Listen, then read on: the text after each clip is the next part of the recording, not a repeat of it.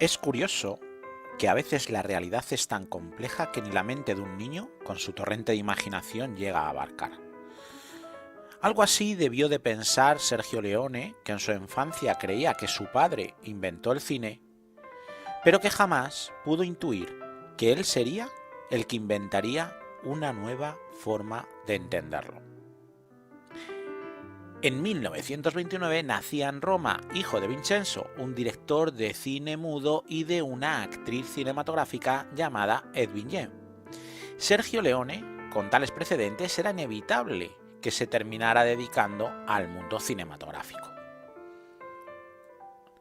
Su trabajo dentro del mundo del cine empezó desde uno de los puestos más básicos, el de script.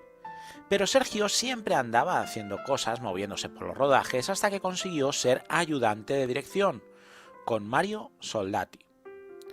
Con él colaboró un tiempo hasta que llegó Mario Bonart. Bonart fue su verdadero mentor. Durante años trabajó a sus órdenes hasta aprender el oficio. Poco a poco se fue haciendo un nombre en la industria hasta convertirse en el ayudante de dirección referente en Italia. No es de extrañar que cuando necesitaron un segundo director para la segunda unidad en las tomas de Ben-Hur, pensaran en Leone. Estos trabajos, cada vez más importantes como segundo, le permitieron ir avanzando dentro del mundo del cine. Cuando terminó su colaboración con los americanos, volvió a trabajar bajo las órdenes de Bonart, que estaba rodando Los últimos días de Pompeya. Bonart tenía el corazón frágil, por lo que una recaída impidió terminar la película, con lo que los productores pensaron que podía hacerse cargo Leone de terminarla por él, y así lo hizo. Cabe decir que Bonart fallecería 6 años después por un infarto agudo de miocardio. Tras su experiencia al mando, por fin pudo dirigir su primera película, El Coloso de Rodas. Sergio veía en el peplum un género que le fascinaba. No había límites a la imaginación. Con el peplum todo valía, así como las altas dosis de aventuras que tenía el género colmaban con creces al joven Sergio. Leone había nacido viendo cine y eran las propias películas su máxima inspiración, por encima de la historia o la literatura. Cuando descubrió a Kurosawa, en su película Los 7 Samuráis, Leone quiso hacer su versión peplum de la historia. Se llamarían Los 7 del Águila Dorada. Tenía todo, el guión, los protagonistas, incluso una coproducción italo-española, pero no llegaba el dinero de garantía para la distribución, con lo que al final el proyecto acabó en un cajón. Entonces llegó otro film que cambiaría su suerte. Kurosawa había estrenado Yojimbo y Leone volvió a quedar prendado de la película.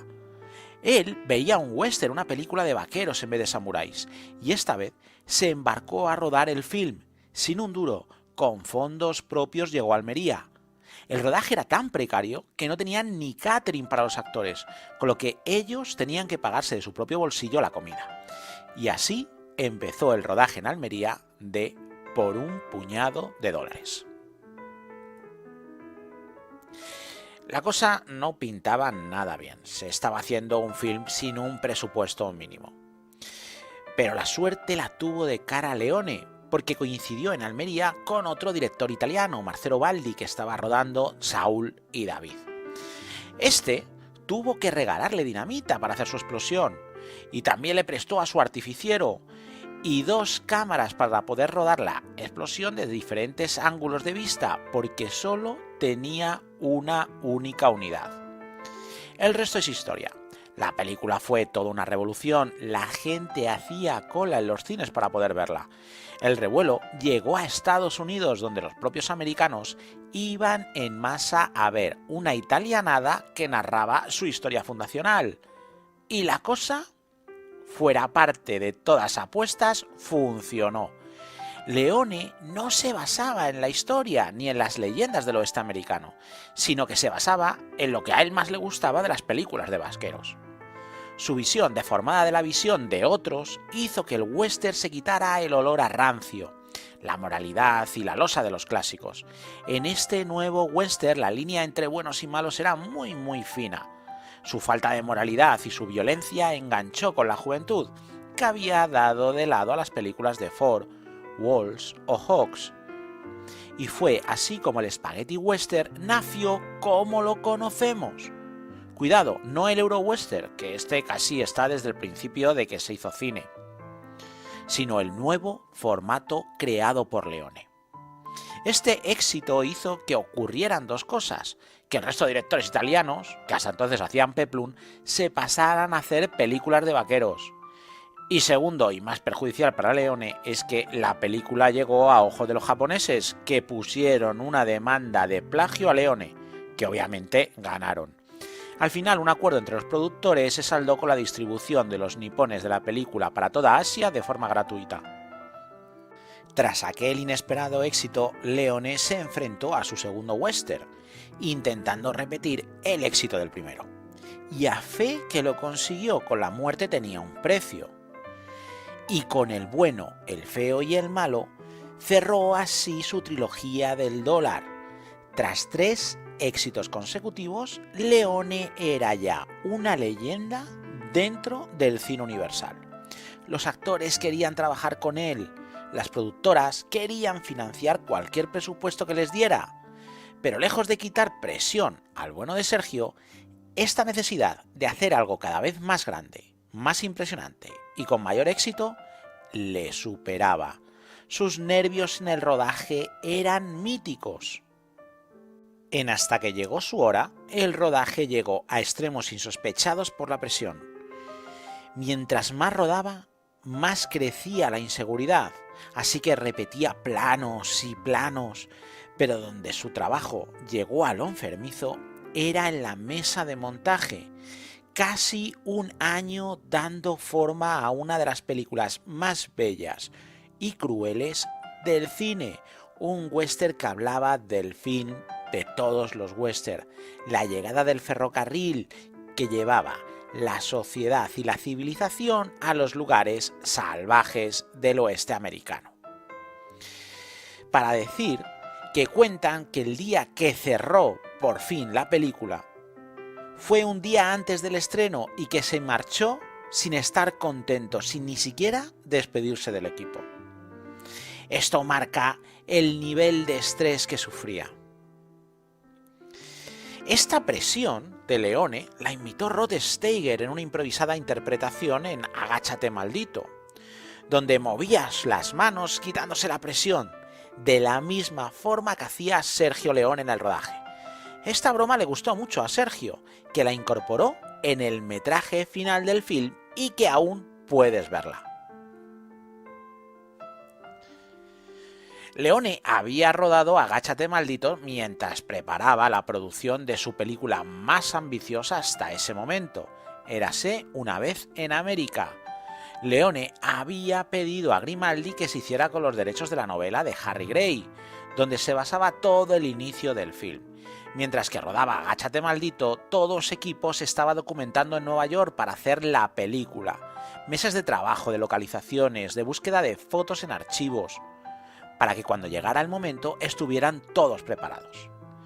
Y así fue. A punto de rodar lo tenían todo. Pero Grimaldi le dice que no está interesado en la película. Leone, que tenía a Grimaldi por un amigo, le pidió que le vendiera los derechos, pero este se negaba. Cuando llegaban a un acuerdo, este volvía a subir el precio y así constantemente. A Leone se le rompió el corazón. No podía rodar la película sin ese inicio, sin la parte de la juventud de los chicos. Así que a la mujer de Leone, Carla, se le ocurrió una idea. Le dijo que en la siguiente entrevista que diera, que dijera que va a empezar el film de mafiosos, que está teniendo problemas con los derechos de la primera parte, pero que ya está en contacto con un escritor que le va a ceder su novela, y así abarcaría esa parte del film. La trampa tejida por Carla tuvo sus frutos, y es así como engañaron a Grimaldi para que desbloqueara el film, ya que cuando éste escuchó la entrevista, llamó corriendo a Leone para venderle los derechos. Cabe destacar el duro golpe que sufrió por parte de su amigo. Pero esto no fue nada comparado con lo ocurrido al terminar la película. La obra de Leone era una suerte de Lawrence de Arabia, donde todo el film era un flashback.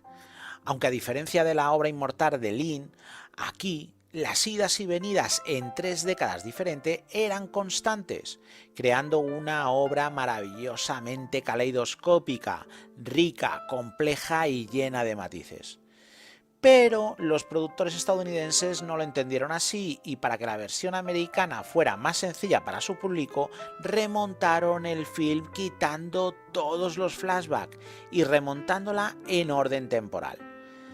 Aquel desastre hizo que la película con el mensaje original de Leone arrasara en Europa y sin embargo la estadounidense era criticada tanto por el público como por la crítica.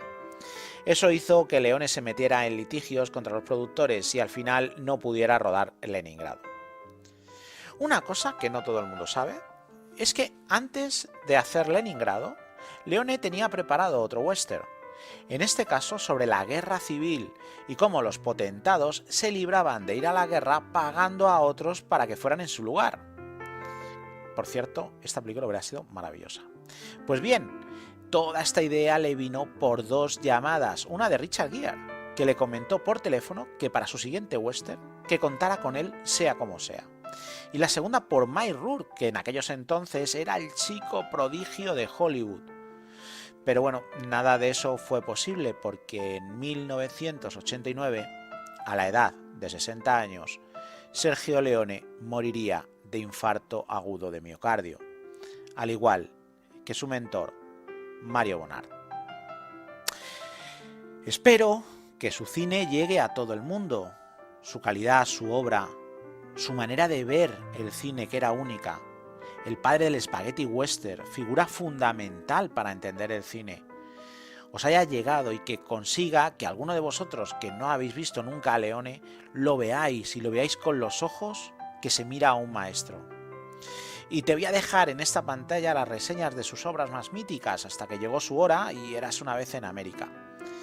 Y nada, solamente me queda decir una cosa en el vídeo, que es hasta siempre, maestro.